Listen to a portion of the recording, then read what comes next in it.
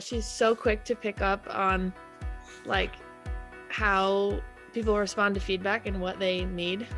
She's so quick to learn that, and she really stays true to that. Like, she doesn't try to change who you are. She just takes what you do well and tries to make you do it better. All right, welcome to the Max Out Mindset Podcast. This is your host, Dr. Larry Woodman, sometimes known as Doc in the mindset world. I always say I do this podcast because I've been blessed over the last 20 plus years to work with some of the greatest teams, leaders, athletes, and coaches, and I like to share what I've learned from them.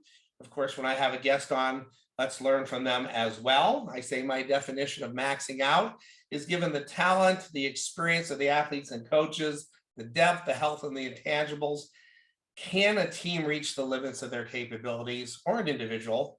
And then can they do it under pressure when it matters the most? Because I always say, if you can't do it when it matters, what's the point? So today we're having kind of a unique podcast. And I think the best way to do this is by starting off and just giving the listeners a little bit of an understanding of what the difference is between Performance Mountain and Max Out Mindset. Performance Mountain, a lot of times you will hear, is one of the sponsors of Max Out Mindset podcast. And it's a company that Jack Riggins, a retired Navy SEAL commander, and I founded in early 2016 after a lot of our work together with Nebraska and some other teams, especially Nebraska volleyball. And over the years, it's evolved some, and we've added people, and people have left, but COVID has really changed that.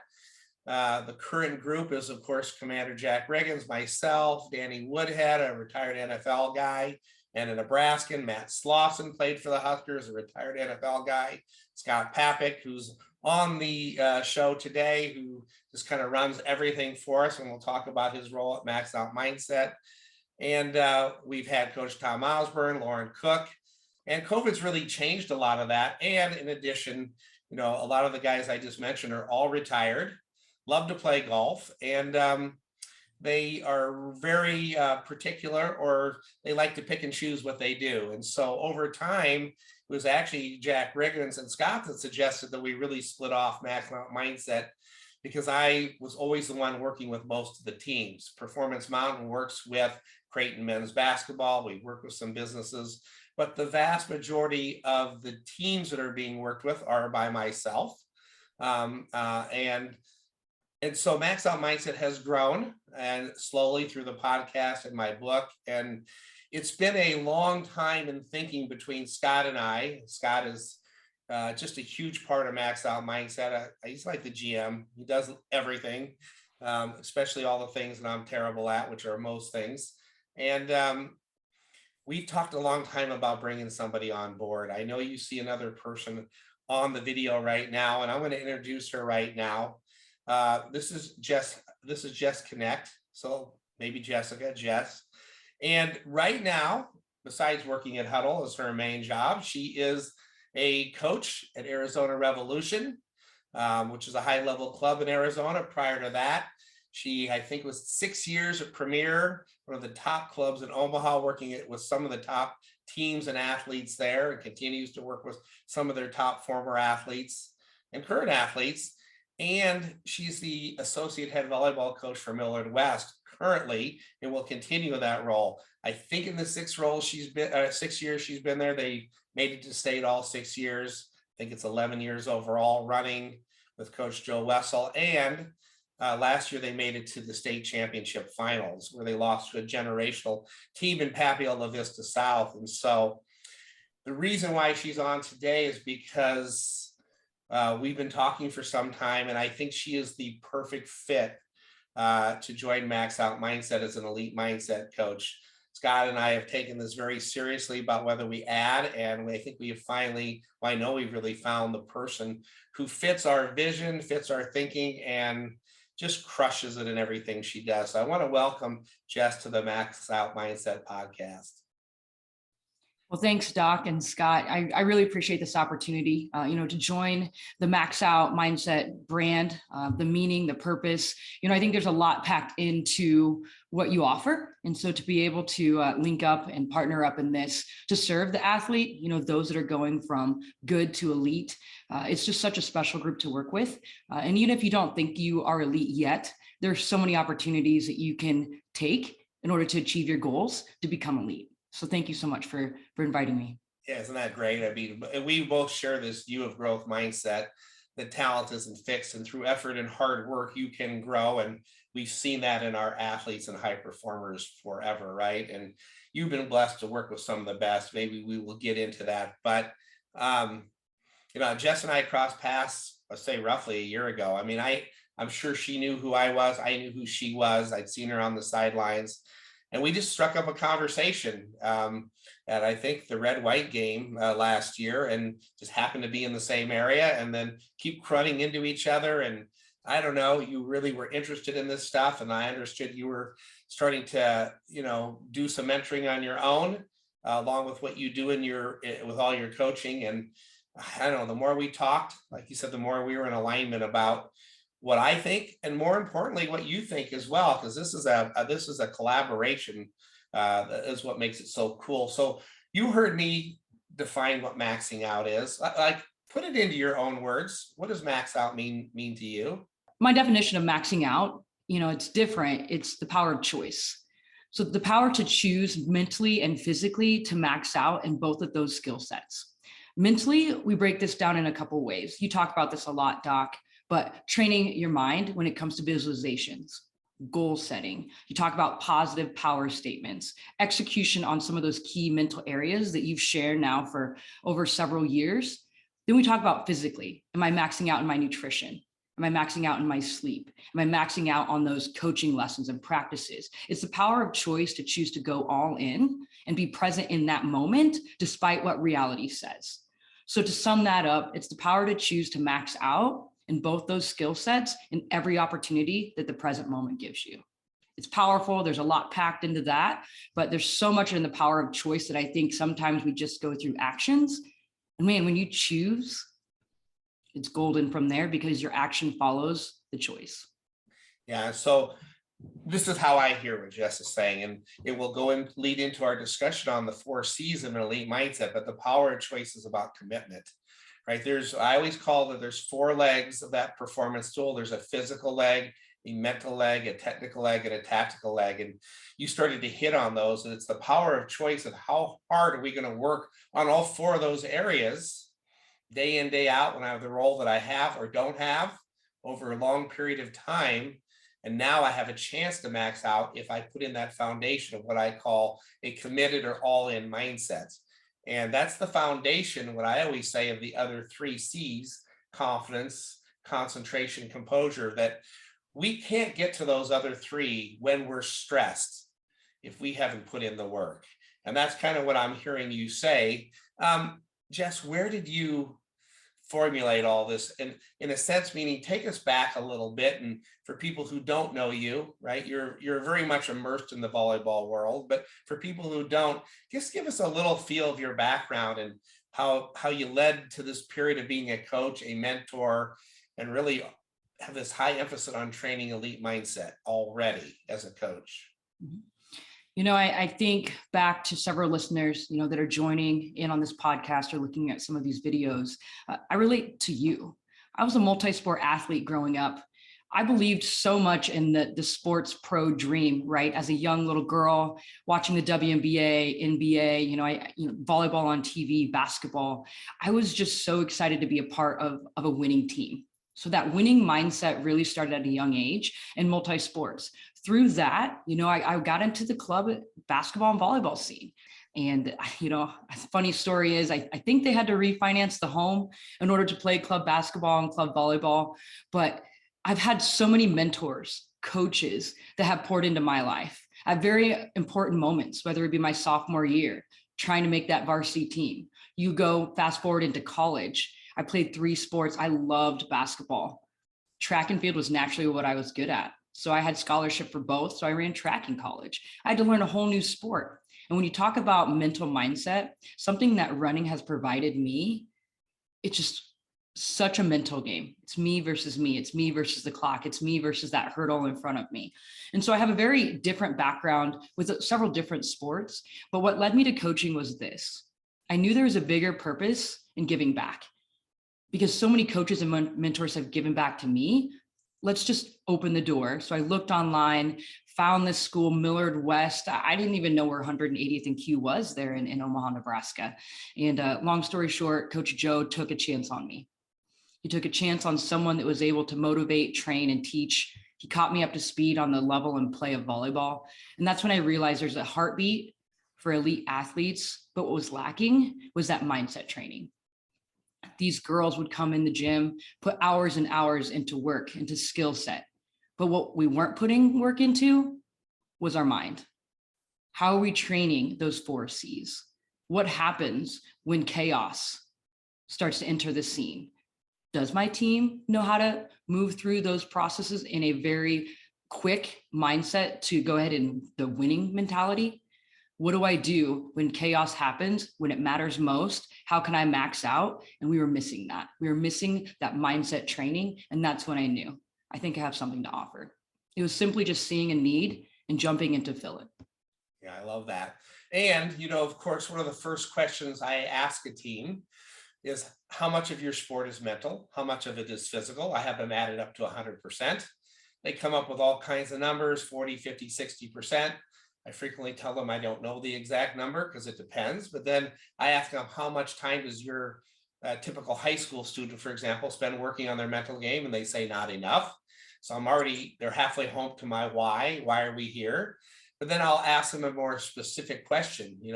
In the basketball world, I might say it's 53-52 with a second left on the clock. You're trying to go to the state championship game because you said that's your goal. You're at the free throw line with a 1-and-1. You have to make these free throws or your team goes home. How much of that free throw is mental now? How much is physical? And to a T, they almost always say nearly 100%. That's true whether I say is at 13-13 in set 5 of volleyball, trying to go to the state championship and you're at the service line. How much of that serve is mental? And that's when they finally get it, that we don't train our mind enough in normal times, but then in chaos or stress or big moments that matter the most, we really undertrain our brain, right? And so my message is, and I'm curious to see what yours is, which is that we can train our mind, our elite mindset, like any physical skill. You told me that it's an important part of your sport in normal times. It's a much bigger part of your sport in chaotic times or big moment times. So now you know why we're here, to train our mind, but now we have to talk about what we train and how we train it. What are your thoughts? And simply, I will tell you this. When I talk about elite training or elite mindset coaching, it is for a very different athlete. And not to say that we are saying no to a lot, but it is that athlete that's willing to put in the work, the commitment, that first C, to choose that I want to train and I'm going to commit 100%, so that when they come to us, right, that elite mindset coaching, we're going to start with one, do you want to be here?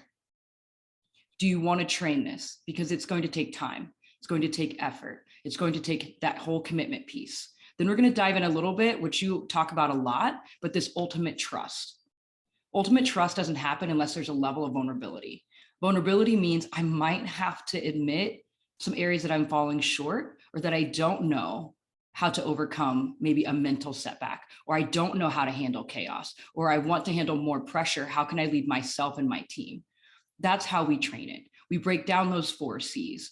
We embrace that topic of vulnerability, because when we have that vulnerability piece, we can lead to that ultimate trust, but we can't do that unless I myself as a leader or athlete choose to engage in that first. Then may I be qualified to help lead a team. But it starts with your personal choice of helping yourself first, training that level of vulnerability to gain to that ultimate trust. There's a lot of steps in between that, but in our coaching sessions, it's a very unique one-on-one opportunity to get to know the athlete's goals, and we'll start to train. You talk about it well. How do you prepare your mind for battle? That is the first starting place. That is a very much a ground, step up, but we start there. We can't move on from there if we don't start with that. Yeah, I love that. Now you can see why Jess has appealed to what I do as a great addition, who's already doing this already on your own. And that's what is really intriguing me, is that you have this background as a fitness trainer, coach, right? You had your business there. You work for Huddle, which almost everybody knows is just huge in the sports world, and worldwide. And you're a coach that's developed over many years. Like you said, somebody took a chance on you, but you weren't a volleyball player, just relatively compared to some of your other sports. And yet here you are as an elite volleyball coach who's had a unique interest in training the mind. And this is what Arizona Revolution says about her. This is what they say. I'm going to use their words. She brings an innovative mentality which empowers her athletes to surpass goals, both on and off the court, which I think is important off the court. She coaches to master mental mindset and effective communication. That's what the club recognizes in her. Most coaches at your age in particular, are really at any age, haven't mastered this piece. How's that come about for you that you've gotten so good at helping others with their mindset? A key piece here again is to listen and watch and observe. A lot of my teams, a lot of my athletes, they do so great when everything is going well. But in those moments where chaos hits, a hurdle becomes, very evident and clear, how do they react? You talk about it, a lot in your messages, but what matters most in those moments that we all desire, which would be winning that goal? The reason why I wanted to choose to really study and master the elite mindset and to train and coach it is because I myself am a listener and learner first. I listen to you. I listen to several other renowned world-class speakers that talk about mindset. I read a lot. If I don't know something, you would bet 100% I'm going to go try to learn that. I'm going to ask really great questions, find experts in that field, learn and study and grow. And this is an ongoing process because the game and the athlete has changed even from 2 or 3 years ago. So how to serve best, is choosing to understand that there's a psychological, there's a neurological science behind why we do what we do. And training that mindset, if you have the right group of athlete, that elite athlete that wants to listen and train that, you'll see it in the results. For example, I look at Ava LeGrand. I know that you worked with Papio South. She was on the other side of the net, but I call her out because there's a really key piece in her leadership. Now she plays for K-State, but even as a competitor and someone within the city that recognized her growth, I don't know all the hours it took Ava to do that mental mindset, but I have a lot of respect because she received coaching from you, from the whole program receiving coaching and partnering with you. So there's a lot of examples of other athletes training the mind that is an example of the reasons why, if you want to be elite and you want to master that mindset, those are the results that you're going to see. And sometimes it's the fear of missing out, right? We talk about FOMO a lot. When it comes to mindset, if you're not training the mind, you're behind. If you're not choosing to train your athletes up or choosing for you as a coach to study how to teach and train your athletes or partner with those that know how to do it, you're behind. This athlete is so smart these days, so smart that sometimes they overthink. Sometimes they put too much pressure. They're doing too much. And sometimes that's where that elite mindset training comes in with mentorship, accountability, execution, is we help take some of that off. You've heard the term less is more. There's a lot to unpack through that. And in that elite coaching, that's where we start to break that down. But every athlete, their mind is very different, but it's very similar. Because I do think we all have some of the same struggles. It's just how do we coach that individual athlete to excel when it matters most? Yeah, I love that. And so you heard her that right at the end there is that most people struggle. And I think that's one of our other really important messages. And I think it really helps our high school and college athletes when they hear this, that the best struggle with everything they do. Oftentimes we think that Jordan Larson's or the LeBron James or whoever in this world, because they're the best, they figure that all out. They don't struggle anymore. And when they see and they listen to the videos and audios that we share, a lot of times they recognize, oh, wow, LeBron gets nervous, but he has awareness that he's too hyped up and a strategy to deal with it, right? Then they hear that Jordan Larson still struggles with her self-talk and her confidence. Well, she's the best volleyball player in US history, in my opinion. And she's vulnerable enough to say, I struggle with my self-talk at times. That impacts my confidence. Awareness that when I sit in my negative thoughts, that hurts me. Strategy to deal with it. So we will always want to make sure that people know at Max Out Mindset that the best struggle, but what the best do better than the rest is have awareness of what they struggle with. That's part of mindfulness. And then strategies to deal with it. And when people realize that, I think it gives them hope. And then it gives them this decision, like you said, the power of choice. Do I work on those things? Because I too struggle with self-talk. And I finally admitted that I'm a terrible talker to myself. But now I don't feel as bad. I don't feel so guilty or worthless because Jordan struggles with it, but she does something about it. Now I have a choice. Do I do something about it or not do something about it? And that's what I'm hearing you say, which is really cool because you keep going really back to commitment, that foundation of working on everything. But then it leads to what I always say is confidence, which is, if fair to say, it's just a critical ingredient of high performance in any endeavor, right? And I always say that the number one ingredient of confidence is putting in the work, preparation. And then I take the athletes back to the 4 legs of the performance stool and go, if you're working on those 4, you can look yourself in the mirror, your teammates in the eye, and say, I'm committed. I'm dedicated. I'm all in. That doesn't mean we're doing it 24/7 because we're not necessarily professionals, but we're working at it at such a level that we know that we're okay being able to tell our teammates and coaches, I'm dedicated, I'm committed. And now I say we're halfway home to confidence. But then, of course, there's lots of reasons why people struggle with confidence, right? And we always talk about self-talk and then what our teammates and coaches say to us. But self-talk is such a powerful confidence enhancer or breaker. And it's the number one thing that high-performing females struggle with. What's your sense of what creates confidence in an athlete or a high performer, and what causes athletes to struggle with confidence? I want to hit struggle first. A lot of things come to mind.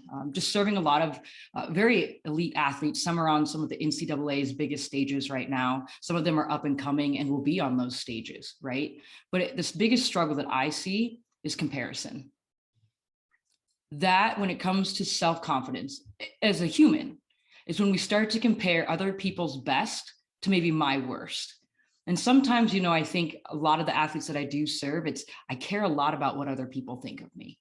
Very normal feeling to have, but let's coach you through that and reframe some of that mindset, some of that thought process. Because when I'm thinking and I'm struggling too much of comparing myself to X person, or I'm choosing to care about what other people think, I'm giving external people the power.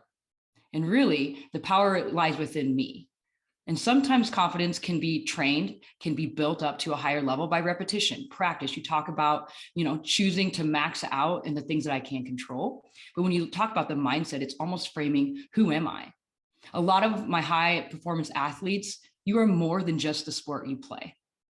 But it's so hard when you read stats in the paper or online the next day, or you hear all of the news media, social media, all of these things coming at us, barreling at us. Oftentimes, I simply remind them that you are a great leader. You are a great sister. You are a great teammate. You are a great friend. Self-confidence is a choice to understand that you are more than just your sport. And sometimes we have to reframe of how we see ourselves, what we think of ourselves.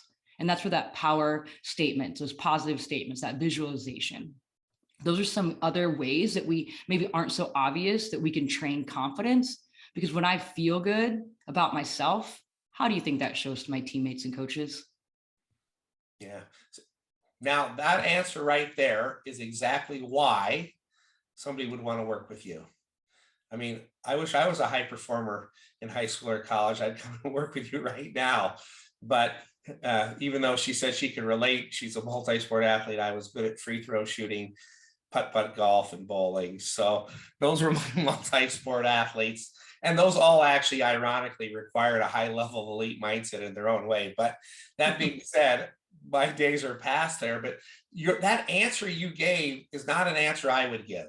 It's an answer I believe in, but I wouldn't be able to say it the way you did. And I think it's why if I was a young athlete between the ages of 10 and 30, I'd say, I want to come work with Jess. And that's the feeling I get. So let me ask a question to Scott real quick. Confidence, composure, and concentration, those other 3 elite mindset ingredients. You're a high performer in life. You've worked with the best throughout your entire life. Which one do you think people struggle with the most, just from your observation? What are you hearing? Hands down, number one is confidence.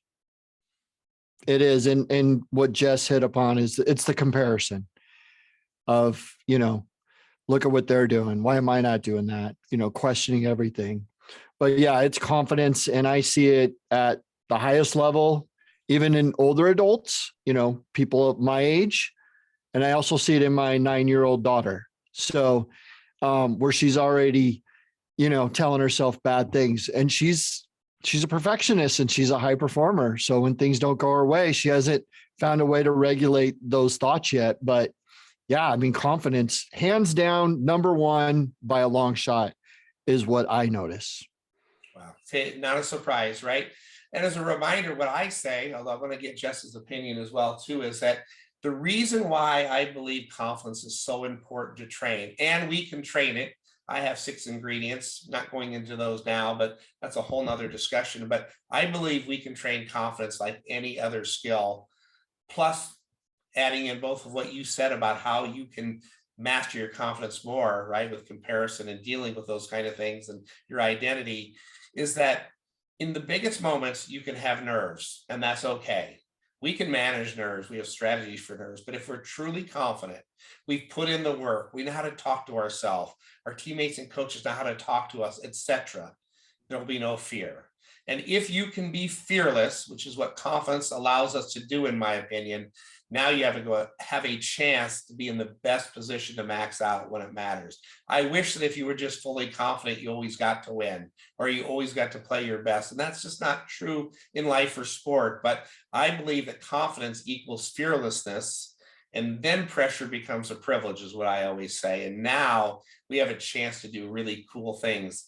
Jess, do you have any other additional thoughts to that at all? And I always say that to my athletes, is pressure is a privilege. How many of you actually get an opportunity to feel pressure? And sometimes that can relate to the biggest stages, right? When it comes to our sport. But what if it's a simple thing? What if the pressure comes with being a captain for your team? What if it shows up in other opportunities to be a leader in your community, right? Because it's not just the athletic realm that we're maxing out in, but that elite mindset is a daily, consistent choice every single day. When you feel like it, when you don't, are you going to make the choice to be elite? And that's why we train it, because it's a muscle. It's a muscle in your mind that is often forgotten. And so I really love the opportunity to even have this. I didn't have elite mindset training when I was a young athlete. I would have loved it. That would have saved me a lot of tears, a lot of anxiety, a lot of pressure moments that I didn't know what to do with. So I shied away. And so I just add to this is that we talk about pressure as a privilege, and we start working through some of the basic foundation of the 4 C's, of the 6 pillars that you talk about. Remember that not everybody gets this opportunity, and you were chosen for a reason. Now, what are you going to do with this gift and the training? Are you going to go pass it on? Are you going to go give it away? Because I think the best leaders serve first. I would say probably just in general, like it helps with my confidence a lot. And not being afraid to get out of my comfort zone. I think like something that I struggle with a lot is vulnerability, and she has mentorship in general, but especially Jess has helped me kind of navigate that and figure out how to get outside my comfort zone in that area First. Yeah, I love that. And remember, in order for you and I to say pressure is a privilege and for people to believe it in themselves, you got to have a foundation for that. You have to earn the right for pressure to be a privilege too. While it's a cool thing to get to experience it, if we've cheated the process, you haven't put in the work, you haven't done all the things you said you were going to do, you weren't a great teammate or leader, and that was your role, then fear, worry, and doubt enter a lot of times under stress. If everything's going our way, maybe not. But in the biggest moments, like you said, sometimes on the big stages or in tough roles, like being a leader, which is really hard today, if you haven't put in the work, fear, worry, doubt start to seep in. And now we got fear. And that's very different. It's hard to have pressure be a privilege when I feel fear. Nerves are okay. That can turn into excitement and a privilege. Fear is a whole different emotion that human beings, it runs very deep in our brain and our brainstem, and it can overpower us. So it all goes back to, again, to that foundation of commitment that you talk about, and that overlaps so much with confidence. And that's what's so cool about it, because we can train it. I love that you both brought up the word comparison, because what's really interesting to me is that when I play an audio of Jordan Larson again, who I consider the best, and blessed to have her on my podcast a couple times and work with her. Her negative self-talk was often about comparison. Ooh, I see these younger people come in the gym and I can see how high they jump and how fast they are. And I start to think to myself, oh, maybe I'm not as good. Maybe I should retire. And comparison would kind of cripple her briefly in that moment. And then she would reframe it that experience matters. And you've done this a long time. And she would change her self-talk, got her confidence back. And then Justine Wong-Arantes, another who's been on our podcast. I mean, she almost got crippled by perfectionism that she talked about and being perfect. It wasn't about that she was such a negative self-talker, but it was always like, why didn't I make that pass exactly right there? Why didn't that go exactly how I wanted? And when she realized that she just had to be good enough consistently over time, not spectacular, not perfect, that emotion about crippled her. And then a year later, she's named the best libero of the world. Isn't that crazy? Because she managed her perfectionism. And that's my message, a question I have for you, which is so many of our athletes are perfectionists and we don't want to change that. It's what makes high performers great. But I always say there's a benefit and a cost. And we've got to figure out how to manage that cost to perfectionism. What are you seeing today, Jess, in the realm of perfectionism with the athletes that you are around? You mean all of the elite high performing athletes that are perfect? And it's one of those things as a coach and as you train this is me too. I want to be perfect, but you have to understand what you can control. Control the controllables. We hear that a lot. But when it comes to perfectionism, we have to understand the intention and why we want to be perfect. Is it for stats? Why do we want to? What's your driver of perfectionism? Is it because you care about what other people think? So you have to do it right every single time. And I know this is a very different way of understanding how to coach and train that athlete to perform and excel through perfectionism. But it's this athlete today that is so very much concerned about likes, image, all of these things. So the comparison games start to happen, right? The more likes I have, or the more views, or the more stats, titles, achievements. But perfectionism happens just in our day-to-day routine. Because sometimes perfectionism is actually just letting go of being perfect. That is wild, I know. But perfectionism has to deal with control. So let's reshape and actually think back of what we can control. Can I be excellent versus perfect? Because being perfect, you see it right in some of the biggest stages, but that is very few and far between, and they've trained years and years and years to get to that. But how I coach to just say the up and coming athlete is, what can we be excellent with? And when perfectionism hits, are we doing the things, right? You talk about everything that we prepared for. Are we doing those little things correct? Are we doing it right? Who are we when no one's looking? If we're doing those things, can we be okay with being excellent? And perfection will take care of itself if you ever achieve that. I'm very wise. A wise mentor once told me is that no one's perfect. Okay. So as we start to wrap our mind around what perfectionism is, it's just the journey of excellence. The results, let them take care of itself. But for you to try to be perfect in this one thing, and now you're upset because you didn't get it right, and it becomes this negative cycle of failure, failure, failure. I love failure.